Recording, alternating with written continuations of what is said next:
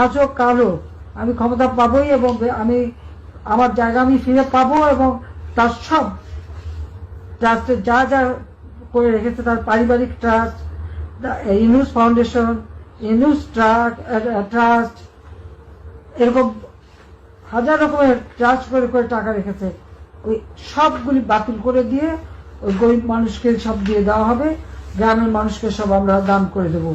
এটাই হচ্ছে মানে আমার প্রতিজ্ঞা। আর আমি যেটা বলি আমি সেটা আল্লাহ রাব্বুল আলামিন আমাকে সাহায্য করেন এবং সেটা আমি করতে পারি, এটা আমার আমার নিজের সেই আত্মবিশ্বাস আছে এবং সেটা আমরা করব ইনশাল্লাহ। এটা বেঁচে যখন আছি তখন এটা আমি করবই। শুনেছেন কাঁঠাল রানীর আস্ফালন, এই কাঁঠাল রানী মাতারি গণখনি 32 নম্বর জয় বাংলা করেছি জানিস তো। টুঙ্গিপাড়া জনগণ উড়ে দিবি এয়ারফোর্স দিয়া বোম্বিং কইরা, লিগাল বোম্বিং। 32 নম্বর তো মাটির সাথে মিশানো হয়েছে, আর টুঙ্গিপাড়া গর্ত হবি, গর্ত গর্ত। ওটি পানি জমলে না ওর মধ্যে মাগুর মাছ চাষ করবো, এই যে মাগুর মাছ ছেড়ে দেবো, ওরে ছেড়ে দেবো, সাঁতার কাটবি আর চিক্কর দিবি এই কইয়া। বঙ্গবন্ধু মরে নাই, আমি মরি নাই, বঙ্গবন্ধু মরে নাই, আমি বঙ্গবন্ধু তোরে মায়ের চুরি জোরে পুটকি দিয়ে ঢুকাই দেবো আমি। তো হাসিনা ইনকা হুঙ্কার দেওয়ার সাহস কেমনে পায়? কারণ ইন্ডিয়া প্লাস ওয়াকার আর বিএনপি চুক্তি করেছে হাসিনার দলকে নির্বাচনে আনবি, তারপর এই টার্মে তারা বিরোধী দল বানাবে আওয়ামী লীগকে। বিএনপি তো লেজে গবরে করে ফেলবে প্রথম টার্মেই, তাইলে পরের টার্মে কনফার্ম পাওয়ারে আসবি আওয়ামী লীগ। তারপরে কি করবি সেটা তো কইলই, উই এটা সালসা খাইছে, ইন্ডিয়ান সালসা, এই সালসা খাইয়া হুঙ্কার দিতেছে। বিএনপি নিয়ে কিছু কভার চাই না, ঝাঁপে পড়ে একেবারে হামার উপরে বিএনপির লোকেরা। এইভাবে ঝাঁপে পড়তো আওয়ামী লীগ, হিন্দুত্ববাদী, বাঙ্গু প্রগতিশীল আর বামেরা আমার উপরে। সেদিন বাগে খাইছে, কিন্তু আমি তখনই কইছিলাম বিএনপির মধ্যে একটা প্রগতিশীল বিএনপি আছে, ওই প্রগতিশীল বিএনপি খাবি বিএনপি। তাই হচ্ছে হাসিনা যে জয় বাংলা হয়ে যাবে এটা খুব শিগগিরই হবে, অকস্মাৎ হবে। এটা কে বলছে? বারবার কে বলছে? কে বলছে? এই বান্দা কোনো জ্যোতিষীর অঙ্ক কইসা না, এটা পলিটিক্যাল ইনটিউশন, রাজনীতির গন্ধ বোঝা। বাতাসে আপনি রাজনৈতিক পরিবর্তনের গন্ধ পান। আমারা নিয়ে সেই সময় বিএনপির লোকেরা পর্যন্ত বলতে আমি সকাল সন্ধ্যা হাসিনারে ফেলাই দিই। হাসিনা যে বারুদের উপরে বসে আছে, যে কোনো সময় যে কোনো স্ফুলিঙ্গে ছোঁয়ায় বিস্ফোরিত হবে, এটা বোঝার জন্য রাজনৈতিক দৃষ্টি লাগে, পলিটিক্যাল উইজডম লাগে। স্ফুলিঙ্গ কখন লাগবে আপনি সেটা বলতে পারেন না, কিন্তু বারুদে আগুন যে লাগবেই সেটা আপনি নিশ্চিতভাবে বলতে পারবেন। সেই ইনটিউশন থেকে, সেই বুঝ থেকে, সেই আক্কেল থেকে আমি মনে করি বিএনপির কোনো রাজনৈতিক ভবিষ্যৎ নাই, যদি না সে নিজের রাজনৈতিক লাইন বদল না আনে। আরো স্পষ্ট করে বলি, বিএনপির ভারতমুখী লাইন যদি তারা না ছাড়ে, তাহলে ক্ষমতা আসা তো দূর কি বাত, দলটিকে কিনা দেখেন। অনেকে বলবেন কে আসবে? ভাইজান, কেউ কখনো আসিফ নাহিদদের নাম জানতো জুলাই? জানতেন না। জাতীয় নেতা হইয়া গেল, এখন সেজন্য জিগান না। যদি বিএনপির রাজনৈতিক ভবিষ্যৎ না থাকে তাহলে কে আসবে? নেতা উত্থিত হইতে টাইম লাগে না। 1975-এর 6 নভেম্বর কারো কল্পনাতে ছিল জিয়া আগামীকাল রাষ্ট্রপ্রধান হবে? আগস্ট মাসে 5 তারিখে কেউ জানতো যে প্রফেসর ইউনূস 7 মাসের মধ্যে অতি জনপ্রিয় একজন রাষ্ট্রপ্রধান হবেন বাংলাদেশে? ইতিহাস তার নেতা তৈরি করে, নেতা তৈরি থাকে না। রাজনৈতিক দলও তৈরি থাকে না। সাধারণত দেখা যায় তৈরি রাজনৈতিক দল রাজনৈতিক পরিবর্তনের নেতৃত্ব দিতে পারে না। 24-এর বিপ্লব তার সাক্ষী। যাই হোক, এবার আসেন বিএনপির রাজনৈতিক কৌশল আর তার প্রতিক্রিয়া নিয়ে আলাপ করি। এই যে এত ঘটনা ঘটতে যাইতেছে, তার প্রতিক্রিয়া বিএনপি নেতারা উন্মাদ হয়ে গেছে। উন্মাদ হয়েছে কচু খেতিরা। কচু খেতি কারা জানেন না? কচু খেতিদের আজকে ধর্ম না, পিনাকি যারা সুইসে তারা জয় বাংলা করতে পারে নাই এমন উদাহরণ আছে, কিন্তু বেশি না, অল্প। কচু খেতিদের জয় বাংলা করাটা 1-2 এর ব্যাপার। জয় বাংলা করতে বেশি জিনিস লাগে না, যা লাগে অলরেডি হাতে আছে। টাইম মতো ধর্ম কচু ক্ষেতের কচু ঢুকায় দেবো একেবারে। কচু খেতে চিনিচ্ছেন না? কচু ক্ষেত আমাদের আয়নাঘর বিশেষজ্ঞ ডিজিএফআই এর অফিস। এই কচু ক্ষেতের কিছু টাকা খাওয়া ফেসবুকার আছে, অনুসন্ধানী সাংবাদিক আছে, ওদের লাগাই দেওয়া হয় ওয়াকারের কেউ কিছু কইলেই, বুঝছাও? এই ডিজিএফআই এর ভাড়া খাটা মালগুলারে কচু খেতে বলা হয়। মনে রাখেন, আজ যেহেতু ধরিচ্ছি না, আসেন অন্য আলাপ করি, বিএনপির রাজনীতি আর তার ভবিষ্যৎ নিয়ে আলাপ করি। মঈন সাহেব আমেরিকাতে গেছেন বাংলাদেশ নিয়ে আলাপ করতে। রাগঢাক কইরে না, পত্রিকাতে আসিছে, খবর আসিছে। কয়েকদিন আগে মির্জা ফখরুল সাহেব বলছিলেন আমরা ভারতের পক্ষেও না, পাকিস্তানের পক্ষেও না, আবার আমরা আমেরিকার পক্ষেও না, ইংল্যান্ডের পক্ষেও না, আমরা বাংলাদেশের পক্ষে। বুঝলাম। তো এখন আমেরিকার যাইতেছেন কেন বাংলাদেশ নিয়ে আলাপ করতে? মানে আমেরিকার সাথে বাংলাদেশের ভাগ্য নিয়ে আলাপ করতে হবে কেন? পত্রিকায় কইতেছে বাংলাদেশ পরিস্থিতি নিয়ে মার্কিন কর্মকর্তাদের সঙ্গে বৈঠকের জন্য যুক্তরাষ্ট্রের ওয়াশিংটন ডিসিতে অবস্থানরত মঈন খান বলেন। তারপরে কিবা কইছে আর কি, ইংরেজিত কইছে। ইংরেজিত যেহেতু কইছে ঠিকই কইছে। বাংলাদেশ পরিস্থিতি মানে কি? মানে বাংলাদেশে কি হয়েছে যাতে আমেরিকার সাহায্য লাগবে? এখানে রয়টার্সের ব্যাপারটা বলি, এটা রয়টার্সে ছাপা হয়েছে, বুঝছাও? এটা দেখান এডিটর সাহেব, এটা রয়টার্স দিল্লি, ভালো করে দেখাই দেন এডিটর সাহেব। আসল রয়টার্স না, এটা রয়টার্স দিল্লি। এখান থেকে রুমা পাল বলে একজন ছিল, হাসিনার ফেসিবাদকে সার্ভিস দিয়ে গেছে। এইটা রয়ের মাউথপিস। সে বলতেছে ইংরেজি যেহেতু কইছে তাহলে ঠিকই কইছে, তাই না? কইতেছে an unelected interim government led by Nobel Peace Prize laureate Mohammad Yunus has been running the South Asian country of 173 million since August after deadly student-led protest forced Prime Minister Sheikh Hasina, a long-time India ally, to flee to New Delhi. মানে হইতেছে professor ইউনূসের সরকার unelected, অনির্বাচিত। দেখলেন তো? এইবার শোনেন মির্জা ফখরুল কইতেছে unelected সরকার আর unelected সরকারের শক্তির মধ্যে অনেক পার্থক্য আছে। শুনেছেন কেমনে রয়ের মাউথপিস রয়টার্স দিল্লি আর মির্জা ফখরুলের কথা একই হইয়া যায়, একই জায়গা থেকে আসে জিনিসগুলা। অবাক লাগে না আপনাদের? কিভাবে ইন্ডিয়ার ইনক্লুসিভ ইলেকশন আর ওয়াকারের ইনক্লুসিভ ইলেকশনের কথা একই হইয়া যায়? দেখি চাও তো মির্জা ফখরুল আরো কিছু কথা কইছে, আসেন শুনে দেখি। সে কইতেছে ইলেক্টেড সরকার হইলে সেটা শক্তিশালী সরকার হবে।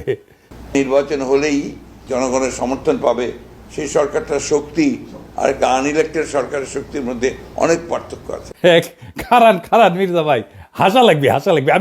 আমি না ঘোড়ায় হাসতেছে। শুনেন হাসিটা শুনেন। শুনেছেন আপনার কথা শুনে আজকাল ঘোড়ায় হাসে। নির্বাচিত সরকার হইলে শক্তিশালী সরকার হয়, তাহলে সাত্তার সরকারকে পাছায় লাথি দিয়া খেদা এরশাদ ক্ষমতা নিল কেমনে? নির্বাচিত সরকার ছিল না, মেলা ভোট পেয়েছিল। খালেদা জিয়ার প্রথম টার্মে হাসিনার দল 180 দিন হরতাল আর নৈরাজ্য করলো কেমনে? ইলেক্টেড সরকার ছিল না ওই সময় খালেদা জিয়ার সরকার। 111 হইলো কেমনে? কার ক্ষমতায় থাকার টাইমে? বিএনপি ক্ষমতার টাকার টাইমে না? নির্বাচিত সরকার ছিল না, ঠেকাতে পারলেন না কেন? 64 জেলায় বোমা হামলা ঠেকাতে পারলেন না কেন? জিয়া কি ইলেকশনে ক্ষমতা এসেছিল? ওনার সরকার কি দুর্বল ছিল? হ্যাঁ, যখন ইলেকশন করেছে তখনই উনি দুর্বল হয়ে গেছেন। আর রয়টার্সরা বলি, শেখ মুজিব কি ইলেক্টেড প্রেসিডেন্ট ছিল বাংলাদেশের? নেহরু কি ইলেক্টেড প্রাইম মিনিস্টার ছিল 1947 থেকে 1951 পর্যন্ত? লেনিন কি ইলেকশন করে ক্ষমতা নিছিল? মাও সেতুং কি ইলেকশন করে ক্ষমতা নিছিল? বাংলাদেশের ইলেকশন নিয়ে এত মাথা ব্যথা কেন তোদের? সরকারের বৈধতার জন্য ইলেকশন জরুরি না। ক্ষমতাকে অভিষিক্ত হইতে হয় জনগণের ভালোবাসায়, সমর্থনে। 1975-এর 15ই আগস্টে সোহরাওয়ার্দীর বডিগার্ড জয় বাংলা হওয়ার পরে জনতা পথে নামে আসা অভিষিক্ত করেছিল নতুন ক্ষমতাকে। প্রফেসর ইউনূস ছাত্র জনতার রক্তাক্ত বিপ্লবের মধ্যে দিয়ে ক্ষমতা এসেছে। উনি জনতার রক্তে, কান্নায়, ত্যাগে, ভালোবাসায় অভিষিক্ত। উনি আমাদের সুপ্রিম কমান্ডার, উনি আমাদের রাষ্ট্রের অবিসংবাদিত নেতা। তো এই রয়টার্সের প্রতিবেদনে বিএনপি কইছে নির্বাচন ডিসেম্বরে পরে গেলে অস্থিরতা তৈরি হইতে পারে। হ্যাঁ, সতর্ক করিছে নাকি? বিএনপির লোকেরা একটা কাটপিস করে আমার ভিডিও বানাইছে আমার বক্তব্য নিয়ে, যে আমি কইছি বিএনপি একটা গণতান্ত্রিক রাজনীতি করা দল, নির্বাচন তো চাইবেই। কথা সত্য, আমি এটা বলছি, কথাটা আমি এখনো বলি। বিএনপির নির্বাচন চাওয়াতে তো কোনো সমস্যা নাই, আমার কারোই নাই। আমার সাথে শয়তানি করিবেন না, ইনকে কইরা শয়তানি করলে কিন্তু শয়তানি হামদায় দিব পিছন দিয়া। আমি এখনো সেটা বলি যে নির্বাচন চাওয়ার অধিকার আছে বিএনপি। নির্বাচন চাওয়ার জন্য আপনার কোনো সমালোচনা করি নাই। সমালোচনা করিচ্ছি আপনারা সংস্কার চাইতেছেন না, এমনকি বলতেছেন এই সরকার সংস্কার করলে সেটা ছুঁইরা ফেলায় দেবেন। আপনাদের চাওয়া শুধু নির্বাচন নির্বাচন নির্বাচন। বুঝাই বলি, বিএনপির সাথে কেন আমাদের বিরোধ? নির্বাচন নিয়ে। ক্ষমতা খুব আকর্ষণীয় জিনিস, একদম সেক্সের মতো, বুঝছাও? কিন্তু ক্ষমতার সেক্সের মধ্যে মিল কি জানেন? মনের একটা দেওয়ানার বিষয় থাকে দুই ব্যাপারেই। দুইজনের মনের মিল হইতে হয়, তাইলে শারীরিক সম্পর্কটা মধুময় হয়। এই সম্পর্কের মধ্যে কমিটমেন্টটা গড়ে ওঠে মন দেয়া নেয়ার মধ্যে দিয়ে, যারে আমরা প্রেম বলি। শুধু শারীরিক সম্পর্কটা হইতেছে নির্বাচন আর ক্ষমতা, আর রাষ্ট্রের সংস্কার হইতেছে সেই প্রেমের মতো দেয়া নেয়ার সম্পর্ক, যেটা আপনার পূরণ করতে হবে। কারণ রাষ্ট্রের সংস্কার এই জুলাই বিপ্লবের একটা অন্যতম প্রধান লক্ষ্য ছিল।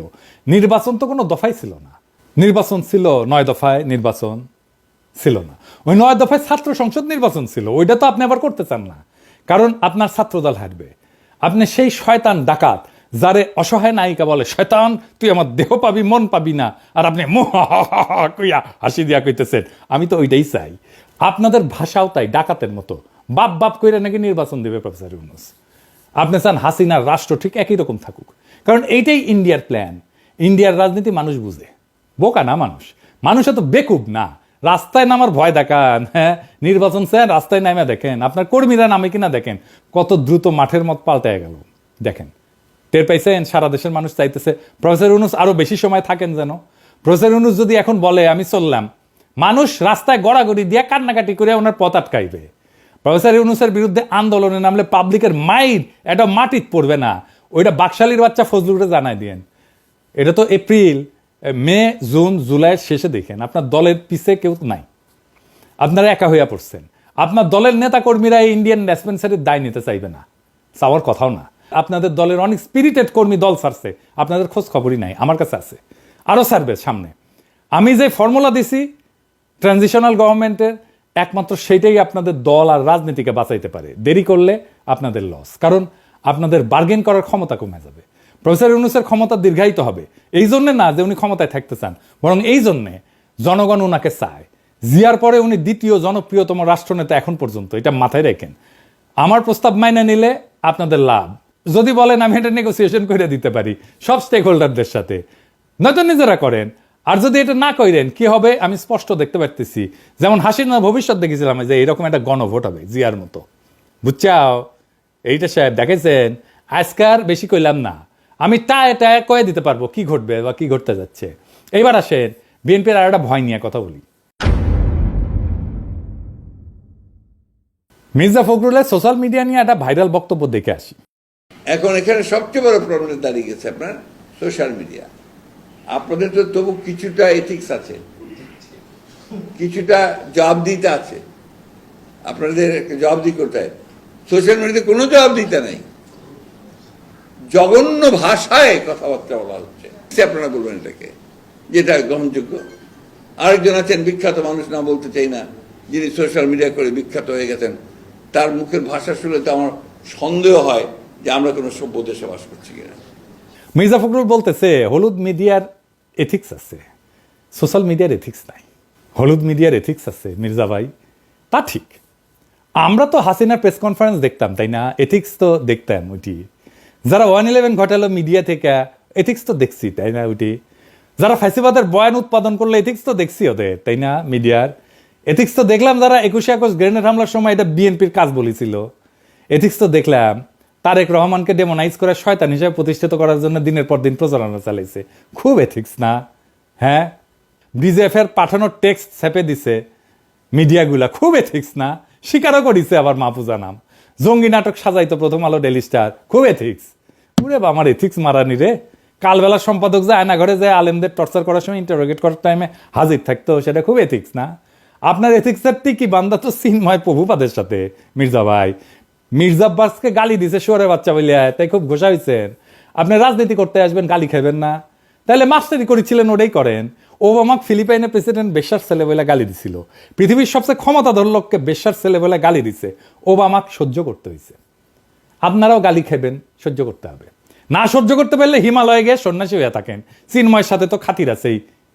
সোশ্যাল মিডিয়া নিয়ে উনি খুব ঢিলা, কারণ উনি জানেন ওনার ক্ষমতায় গিয়া এই সোশ্যাল মিডিয়ার তোপ সহ্য করতে পারবেন না। যে সকাল সন্ধ্যা ঠাপ খাইবেন খালি সোশ্যাল মিডিয়ার। ওনারা সোশ্যাল মিডিয়ার পাওয়ার দেখেছেন, তাই সোশ্যাল মিডিয়ার মুখ বন্ধ করতে চাচ্ছেন। ওনারা দেখেছেন ওনাদের নির্বাচনের বয়ান সোশ্যাল মিডিয়ায় জয় বাংলা করে দেওয়া হয়েছে কয়েকদিনে। আবার কইছেন সোশ্যাল মিডিয়া কুতুব আবিষ্কার হয়েছে। শুনেন, সোশ্যাল মিডিয়াতে কিছু নতুন নতুন আমি বলি কুতুব আবির্ভূত হয়েছে। তারা বাংলাদেশকে কোথায় নিয়ে যেতে চায় আমি জানি না। তাদের ভাষা, তাদের বাক্য, তাদের কথা, বক্তব্য সম্পূর্ণ বাংলাদেশকে একটা রাজ্যের দিকে নিয়ে যেতে চায়। তারা গণতন্ত্রের দিকে নিয়ে চায় না। কেন মির্জা ভাই কুতুব দেখে ডরাইছেন? আপনারা লড়াই করেছেন না কইছে? শোনান, আবার শোনান। এইটা সে ওরা নাকি লড়াই করেছে বাংলাদেশের স্বার্থ নিয়ে। কারণ এই বিএনপি একমাত্র দল যে প্রতিবার প্রতি বিপদে আপদে এই দেশে তারা রুখে দাঁড়িয়েছে, তারা এই সবসময় আপনার সে রক্ষা করেছে বিপক্ষে।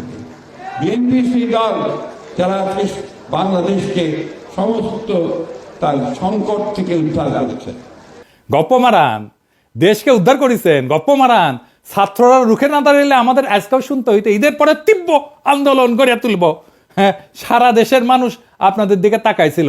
2018 সালে নির্বাচনে গেলেন, ন্যূনতম প্রতিরোধ গড়ে তুলতে পারলেন না আওয়ামী লীগের বিরুদ্ধে।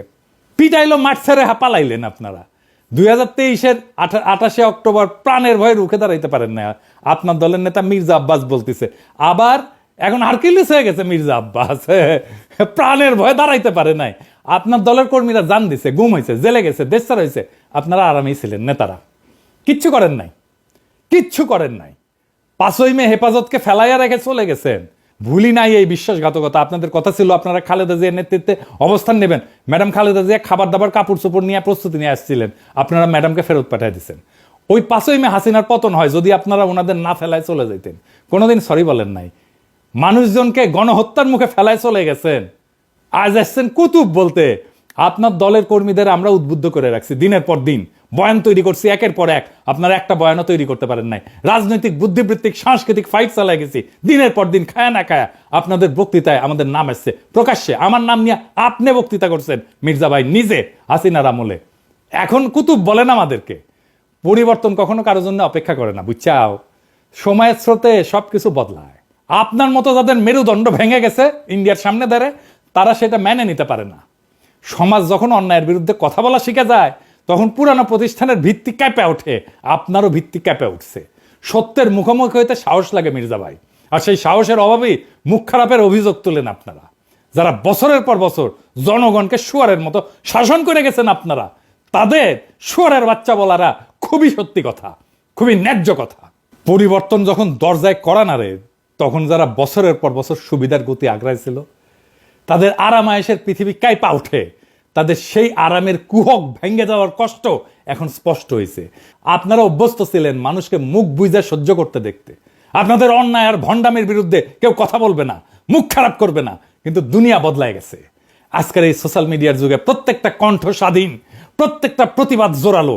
এখন আর মানুষ আরামপ্রিয় ভণ্ডদের প্রশংসায় ফুল ছিটায় না, বরং তাদের আসল চেহারা দেখায় দেয়। আপনাদের মিথ্যার দেওয়াল ভেঙে পড়ছে। আরামদায়ক জীবনের স্বপ্নগুলা দুঃস্বপ্নে পরিণত হয়েছে। যাদের সবসময় সম্মানের মুখোশে ঢাকা ছিল মুখ, আজকে তাদেরই মুখোশ খুইলা গেছে একেবারে। সোশ্যাল মিডিয়া সেই আয়না যেখানে জনগণের ক্ষোভ প্রতিফলিত হয়, আর সেই আয়নায় নিজেদের কদর্য চেহারা দেখা আপনারা উন্মাদ হয়ে উঠছেন। আপনারা যে কমফোর্ট জোন বানাইছিলেন, সেটা ভেঙে যাওয়ার তীব্র যন্ত্রণায় আপনাদের ঘুম চলে গেছে। মুখ খারাপের দোহাই দিয়া সেই বাস্তবতাকে মুছে ফেলা যায় না মির্জা ভাই। নিজেদের তৈরি আরামের দুনিয়া ধৈসা পড়ছে, কারণ সাধারণ মানুষ আর ভণ্ডামি মেনে নিতে রাজি না। সমাজের মুখ বন্ধ করার দিন শেষ। এখন শুয়োরদের আয়নায় নিজেদের মুখ দেখতে কষ্ট হয় আপনাদের, তাই চিৎকার করে বলেন মুখ খারাপ, মুখ খারাপ। ভুয়া রাজনৈতিক কথাবার্তায় পরিবর্তন আসে না। 70 দশকের মঞ্চ কাঁপানো কথায় পরিবর্তন আসে না। এখন সময় কাজ কইরা দেখানোর, সমাধান দিয়া দেখানোর সময়। আপনাদের সময় আসছে এই পরিবর্তন মাইনা নেওয়ার। ক্ষমতা, দম্ভ আর ভণ্ডামি দিয়ে আর কতদিন টিকবেন? পরিবর্তনের হাওয়া চলমান। রুখে দাঁড়ানোর সাহস যাদের আছে, যাদের কণ্ঠ চিরকাল উচ্চারিত হবে। এই চিৎকার, এই আর্তনাদ, এইটাই সেই ভেঙে যাওয়া দুনিয়ার প্রতিধ্বনি। আর এই প্রতিধ্বনি বলে দিচ্ছে যে পরিবর্তন অবশ্যম্ভাবী। আপনাদের দম্ভের গম্বুজগুলো একে একে ভেঙে পড়বে, আর সেইখান থেকে বেড়ে আসবে এক নতুন বাংলাদেশ, যেখানে সত্য বলার সাহস কেউ কোনোদিন হারাবে না। আপনাদের সামনে সত্য উচ্চারিত হবে মুখ খারাপ দিয়াই। ইনকিলাব জিন্দাবাদ।